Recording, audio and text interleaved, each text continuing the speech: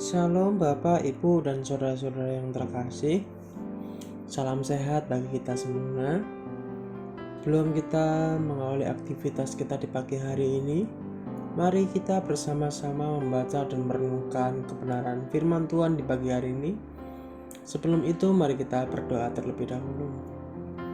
Bapa, Engkau yang maha mulia, kami bersyukur atas perkenanan-Mu bagi kami semua para umat-Mu, sehingga kami boleh bersama-sama menaikkan syukur kami di hadapan-Mu Tuhan. Kami akan mendengarkan, membaca, merenungkan kebenaran firman-Mu. Biarlah Tuhan yang memberkati kami dalam mengawali aktivitas kami. Tuntun setiap langkah kami, sehingga kami serupa di hadapan-Mu. Terpujilah nama-Mu, sambut firman-Mu pada pagi hari ini. Haleluya, amin. Bapak, Ibu, dan saudara-saudara yang terkasih, renungan kita di pagi hari ini bertema apa yang dapat kita pelajari dari kehidupan Rasul Yohanes episode yang ke-1. Rasul Yohanes adalah penulis kitab dalam Perjanjian Baru.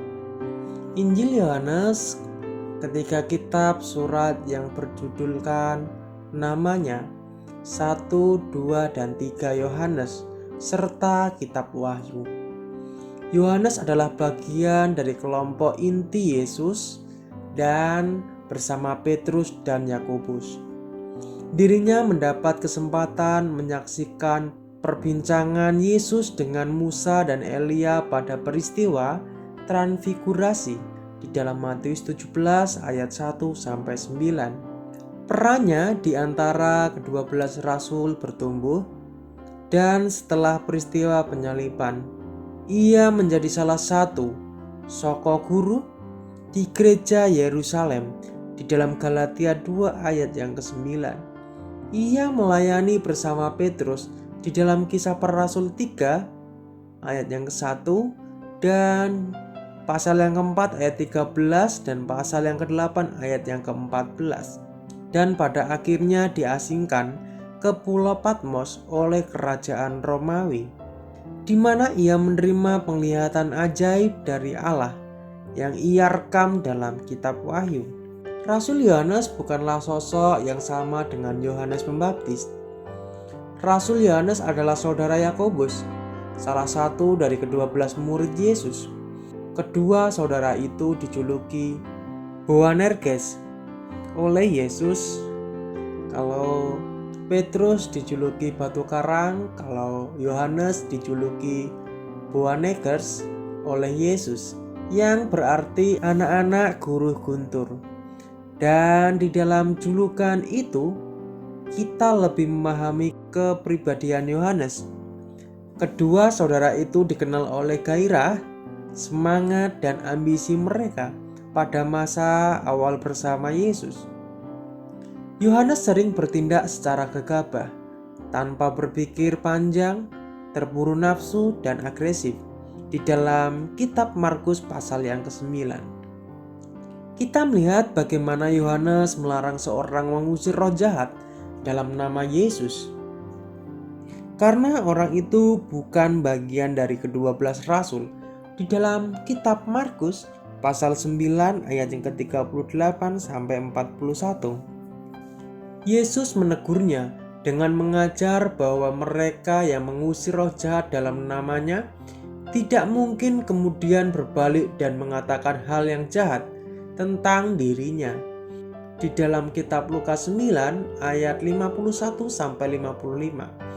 kita membaca bagaimana para saudara itu hendak menurunkan api dari langit untuk menghancurkan orang Samaria yang menolak menyambut kedatangan Yesus. Sekali lagi, Yesus menegur kekurangan toleransi mereka serta kurangnya kasih mereka bagi orang-orang yang sesat. Yohanes bagi Yesus juga dipengaruhi oleh ambisi pribadinya, sebagaimana tampak dari permintaannya melalui ibunya, supaya kedua saudara itu diberi tempat duduk di samping kanan dan kiri Yesus dalam kerajaannya kelak. Peristiwa itu menyebabkan hubungan mereka dengan para rasul yang lain merenggang untuk beberapa waktu. Di dalam Matius 20 ayat 20 sampai 24 dan di dalam Markus 10 ayat 35 sampai 41. Amin. Mari kita bersatu di dalam doa. Allah Roh Kudus yang selalu memimpin dan memberkati kehidupan kami, tak henti-hentinya kami mengucap syukur di hadirat-Mu. Kami bersyukur untuk di pagi hari ini kami boleh belajar dari kehidupan Yohanes. Biarlah Tuhan terus memberkati kami, baik kesehatan kami, pekerjaan kami, semua kehidupan kami adalah milik-Mu Bapa. Biarlah Engkau memimpin dalam setiap langkah kami di pagi hari ini. Hanya di dalam nama Yesus kami berserah. Haleluya. Amin. Shalom, selamat pagi, selamat beraktivitas. Tuhan Yesus memberkati kita semua.